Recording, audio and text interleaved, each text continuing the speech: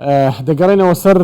دۆسیەی نەوت کە دۆسیە یەکەممان بوو لە کاتژمێر 8 میوانێکمان هەبوو بەڵام هەندێک هەڵا بوو گیرۆبوونێکە بوو لە وەرگرتنی نهڕۆڕوانزی جێگیری سەرۆکی لژنەی نەوت و گاز لە پەرلەمانی عێراق بە شێوەیەکی ڕاستەوخۆ لە بەغداوە لەگەڵمان بێت و گفتوگۆی زیاتر لەگەڵەوەکەم سەبارەت بە دۆسیەی نەوت لە نێوان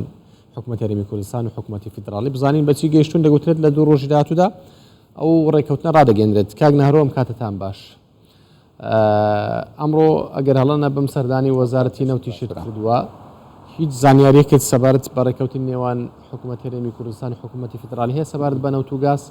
ئەوان لەسەر چی ڕێککەوتوون؟ بەڵێ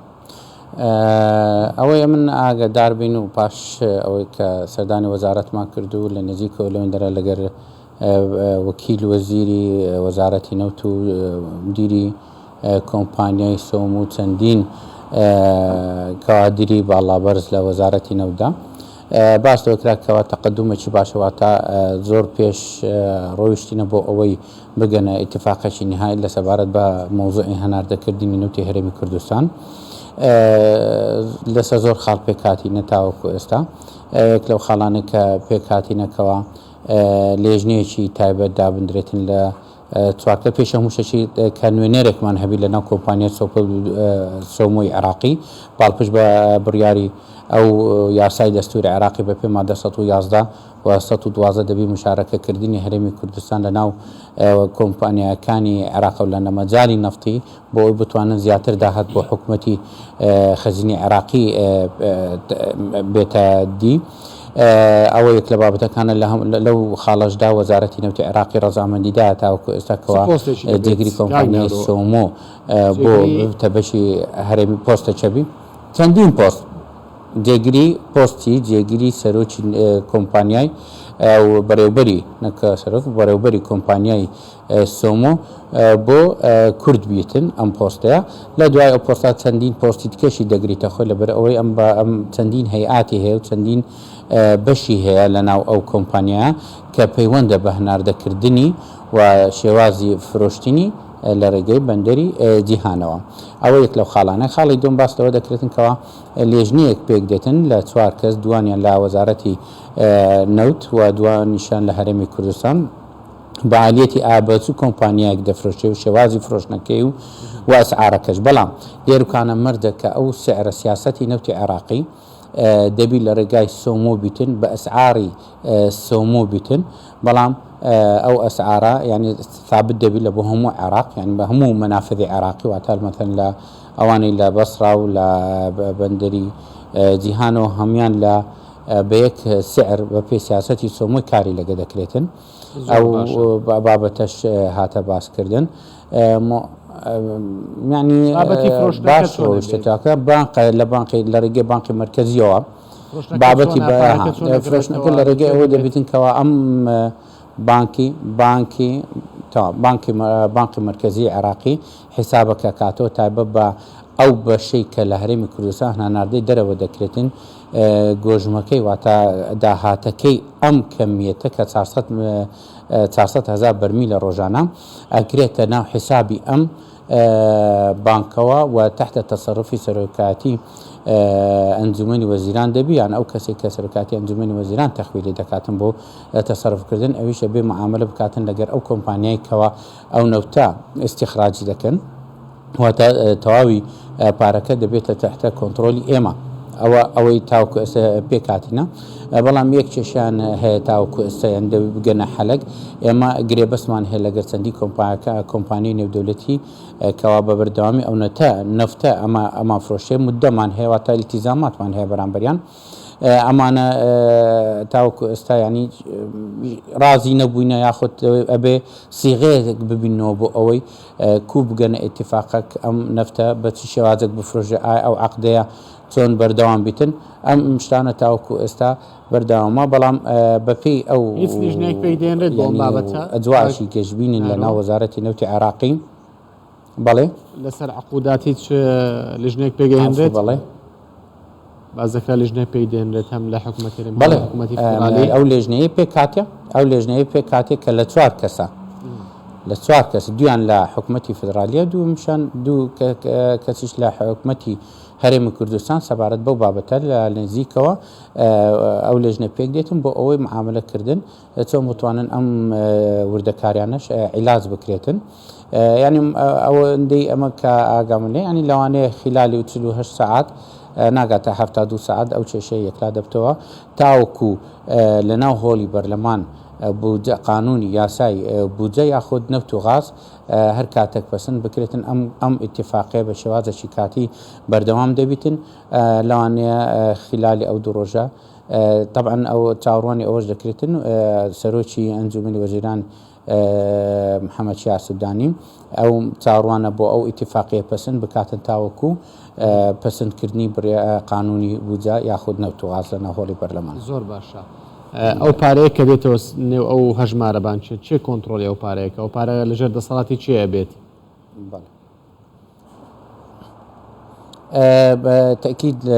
لجر دراس بپی او اتفاقی هل لجر دسالات سرکاتی انجمن وزیران حکومتی هرم کردستان دبیتن بلام لو هي وزارة دائرة رقابة مالي اتحادي بتنسيق لقى دائرة رقابة هرم كردستان شوازي صرف كردنكا اقداريان بكريتو بلام وكو تصرف تواوي لضمن صلاحياتي سرکاتی انجمن وزیران هرم کردستان لبروي اما بابت زور اشتدي له دبلوما موضوعي او عقوداني او شركات اجنبيانه كانتاج نفط دكن التزامات هي اواننا التزاماتنا تاوكوستا اما التزاماتنا اجبتنا زور بابتي كمان لو درسكا بو تارواني او قانوني نفط وغاز پسند بکرێ یاخود بێتە ناو هۆڵی پەرلەمان بۆ ئەو وردەکاریانە لەناو ئەو یاسایە چارەسەر بکرێتن زۆر باشە باست لە لیژنەیەک کرد کە لیژنەیەک پێکهێنراوە 4 کەسن باشە سەبارەت بە عقودەکان کاریوانە چی دەبێت یعنی چ دەسەڵاتێکیان هەیە ئەمانە چیەکەن ئەمانە ئەوڕۆ نەوت بە چەند مەراحلێکدا دەڕاتن یەک لەوانە تەبعەن دەبێ ئەو گرێبەستانە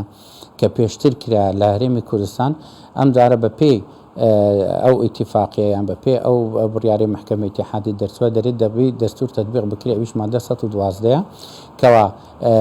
هەماهەنگیەک هەبیتن شەراکەک هەبی بینی حکوومەتی هەرێمی کوردستان و حکوومەتی اتحادی بۆ ئەوەی سیاسەتێکی دابنێ سیاسی فرۆشتی نەوتە ئەمە دەبی لە زمنێ لە ڕێگەی یەک کۆمپانیابی کۆمپانیای تەسویقی سۆمۆیە ئێستا کە پاشی ئەو بڕیارە کە ئێمە هەناردەمان دەکرەوە هەناردن بە شێوازە ڕاوەستا دەبی لە ڕێگەی سۆمۆبی سۆمۆ کە دائنیشتە ئێستا گرێبەستمانە لەگە چەندی کۆمپانیا لە دەرەوەی وڵات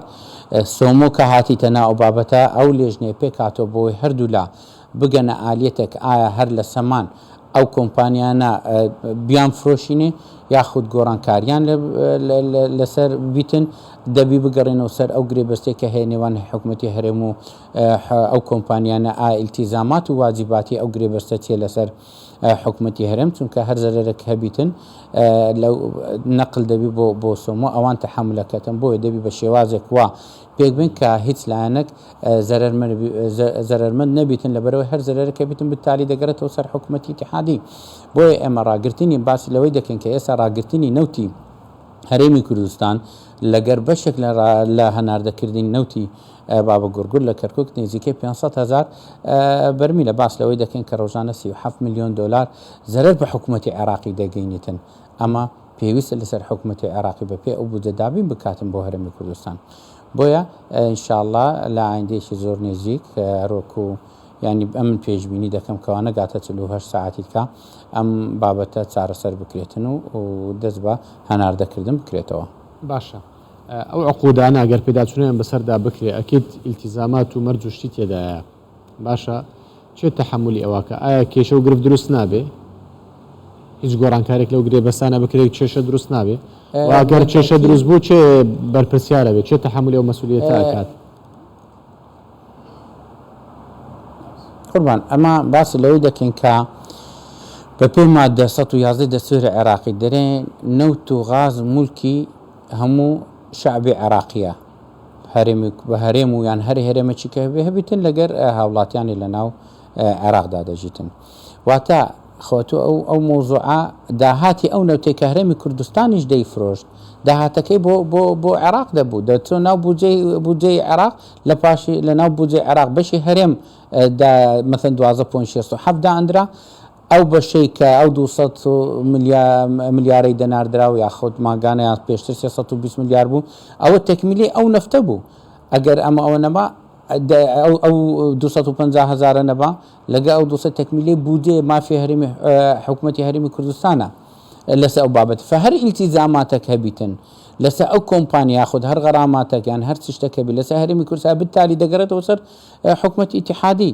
بۆیە ئەمە دەبی تەنسیق بکرێتن هەماهەنگێک کە بیتن و ئەوانە یعنی بەڕاستی ئەوەندەی کە زۆر متەفاهمن یاخود متعاونن بۆ ئەوی بگەنە سیغەیەک هیچ لایەک زەرمەند نەبیتن احتیمالە هەیە مشتریەکان واتە ئەو کڕیارەی ئەو نەوتی هەرێمی کوردستان گۆڕانکاری بەسەدا بێتن هەر زەرەرێکی هەبی تەکیدم حکوومەتی عێراقی چارەسەری دەکاتن چونکە ئەو پارەکەی وەردەگرێتن ئەو بەشە بۆ وان دەبیتن ئەو بەشە بۆ ئەمە دەبیتن میم هیچ ئیشکالێک نابی لەوەی تاکیدم قەرزی کۆمپانیەکان کاک نەهرۆ چێ دەیداتەوە هەر لەسەر حکوومەتی هەرێمی کوردستان یان حکوومەتی فیدرالیش ئەمە لە ئاستەوە بگرێت طبیعی ئەوە برا ئێستا مە باس لەوەی دەکەین کە حسابەکی بانقی دەکرێتەوە ئەو نەوتەی کە دەفرۆشرێ بە سعری سۆمووی دەفرۆشرێ داهاتەکەی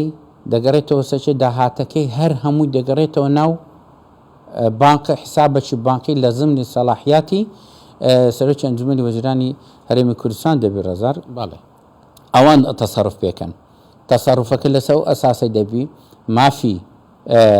حەقی دیونی هەرێمی کوردستان فەوایدەکانی دێتە دەرێ مافی شەریکەکانی لێ دەدرێتەوە ئەو کولفەی دەرهینانی ئەوشانە لێ دەگیرێتەوە باقیەکەی دەمینێتەوە بۆن هەر باسی لەومان دەکرد هەموو جارێک باسی لەومان دەکرد 400 150 مەساریفە واخود کولەفی ئینتاج و استخراج و تەصدیرە 250 دەمینێتەوە هیچ ئیشکالێک لەوەی دروست نابێتن لەبەرەوەی بە هەمان کۆژمە دێتەوە ناو بانقی خۆمان نهر ڕەوانزی جێگری سەرۆکی لیژنەی نەوت و گاز لە پەرلەمانی عێراق کە لە بەغداوە لەگەڵمان زۆر سپاس